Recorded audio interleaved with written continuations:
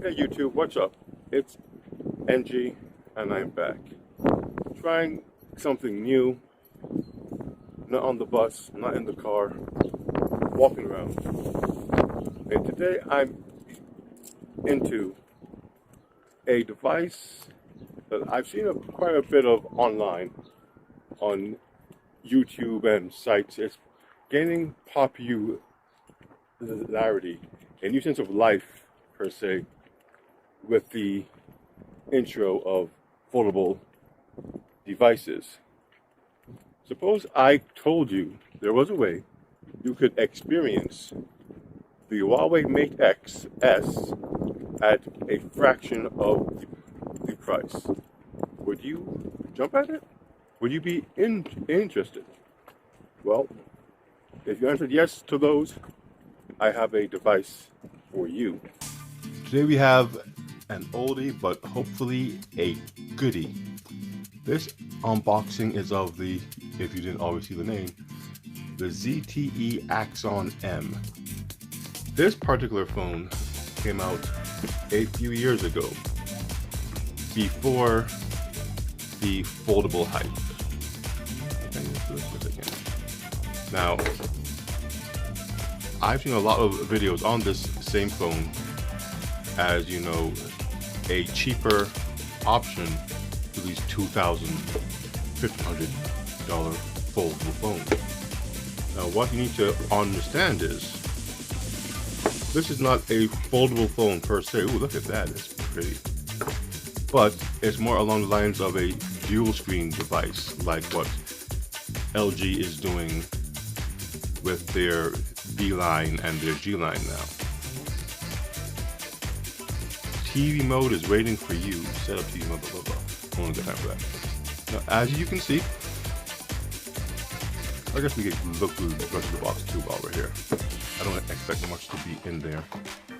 That's the phone. We have nothing in there. That was probably paperwork at some point. We have booklets. Oh, it came with headphones and the charger and the cable. That's a good. Okay, that's actually pretty good. More current phones don't come with headphones anymore. This one does, which implies that it has a headphone jack somewhere. Yep, headphone jack. Can't go wrong with a classic. Okay, let's put this to the side real quick. Let's take a once over on the phone. All right, ZTE Axon M. Well, it is an older device, but not so much older. But as you can see, it is kind of thick compared to, I don't know, all those little devices that I have here somewhere. Here is the hinge. PC right there. On this side, you have what amounts to the power keys, a power button. I don't know what that button is. Maybe, oh, I don't know, perhaps. Your cameras, headphone jack. I know it's really, is it? How does this work? Oh, and there it is. Your screen just opened and snaps into place. Oh yeah, look, this one only has one camera. Your front-facing camera is your rear camera. So even by today's standards, that would mean some really good selfie pics, being that your main camera doubles as your selfie camera as well. It's not very heavy. It actually, well, maybe because I'm used to this guy here, my Fold. In comparison, you know what? I think they're almost the same weight. This one might be a little heavier. But even when you compare the thickness of them, maybe the thickness of my Fold is in a slight case. But they're almost the same thickness, width-wise, the Fold is definitely a bigger phone, width and length. But then this is a 6.0. This is a 7.3 inch, and this is a 6 point something. I think it is. Don't remember the exact specifications. This is doable. Let's see that. Open up the Fold and open up the Axon M.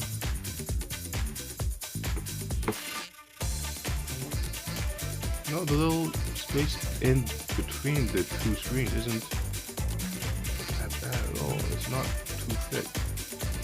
Something one could get used to. Well, back when this phone came out, it wasn't the most popular device. You know, people weren't ready for having a screen on the front and the back of their phone. You can imagine the fear. Oh my God! If I put my phone down, will it break? Will a screen break? And you know what? It is a valid concern. It doesn't have any power. I don't think so. Let's turn it off.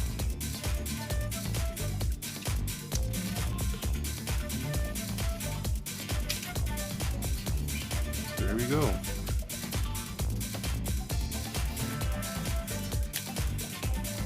USB-C charge.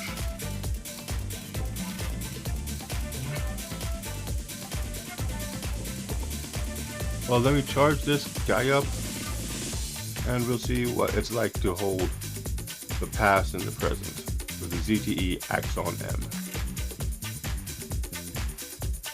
This here is the closest approximation I could get to a Huawei Mate X.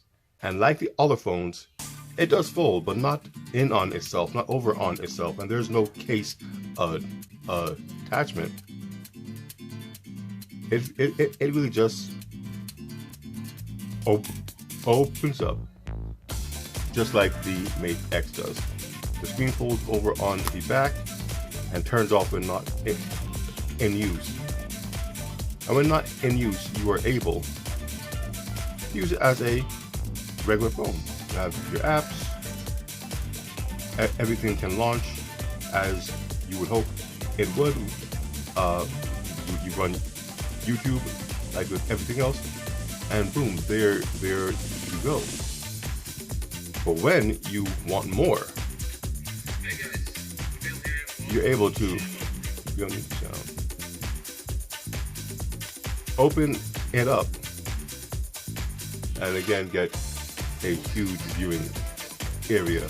The only downside of it is, like here, you have this seam going up the phone, but it is two screens that open up to attach to form a quasi larger screen. Now, the fun thing about this is you don't have to have it as this one large screen. The phone does have the ability to act like the V60, and you can run any other app you want on the other screen. So let's say you're doing this and like, oh, look at that. I wonder if I could find any, I don't know, any info on this game here. You're free to go online, and there it is.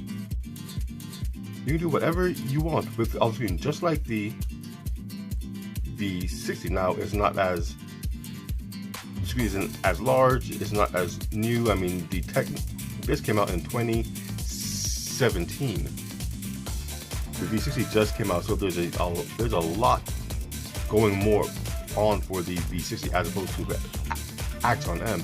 But you can see where ideas for the V60 and the Mate X came from a device like this, because functionally, I would think that the Mate XS or Mate X and Mate XS aren't too different from how this phone functions here. The biggest difference being you're able to have a large screen and it's a much bigger device with no seam. But this seam here allows for, like I said, a few things. You can mirror on both screens. So the only use case I could see for this is if you were at a table or something and you both want to watch something where you want to show them a picture and you're on one side, maybe at a meeting, both sides can mirror each other. So that's a nice little tweak. See, up 1 0 1 0, both sides can mirror. Another little feature that the phone has, you're able to, again, like to run 2 separate apps or one large app. So a lot of functionality goes into it. So I have to say, the fact that it folds over on itself does concern me. Now, I paid around $100 for this Axon N. It was used on eBay. I know I like foldable, so I know I'm really trying to experience the various types.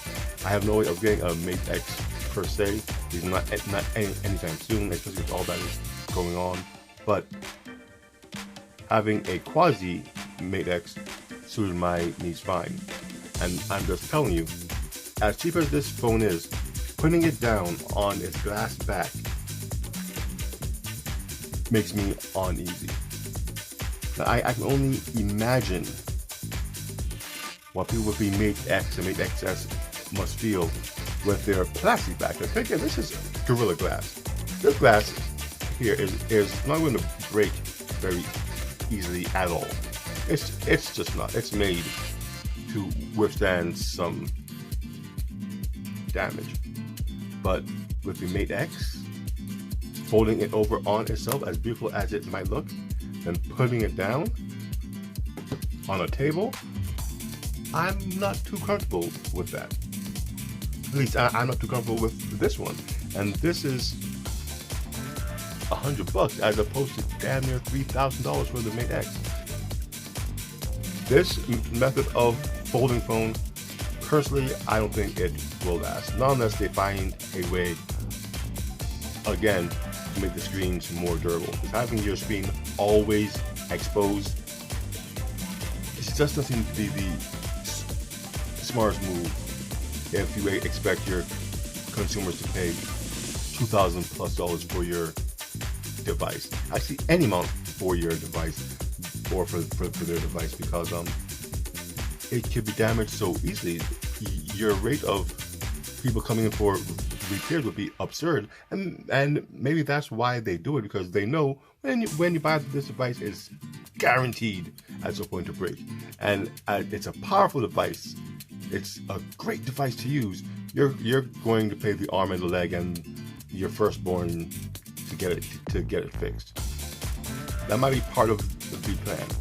But yeah, personally, I don't see this outer fold working as well for the consumer, simply because the technology to protect that screen at all times isn't there. So yeah, again, this is energy and foldable phones. This is what I'm into.